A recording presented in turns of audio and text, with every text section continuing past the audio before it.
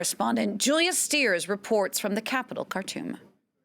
Talks are expected to resume here in Khartoum today between the Transitional Military Council and leaders of the protest movement and from political opposition groups. Now, they met over the weekend. On Saturday, they agreed in principle to forming a joint committee of civilian and military leaders. Of course, there were sticking points. Talks devolved slightly on Sunday. They agreed to resume them today. And those sticking points have to do with just how big that council will be and the proportion of representatives from each side. So the civilian-led side wants a primarily civilian body with some military representatives, and the military side wants the reverse with more representatives and some civilians as well.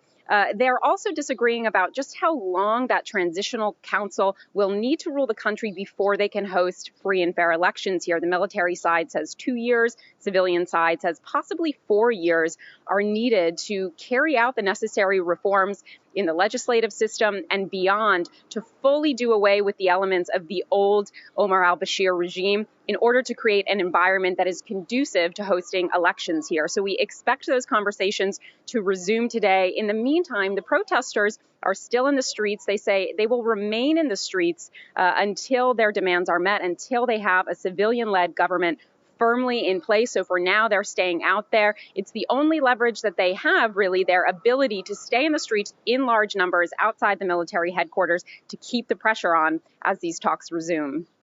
France 24's Julia Steers there reporting from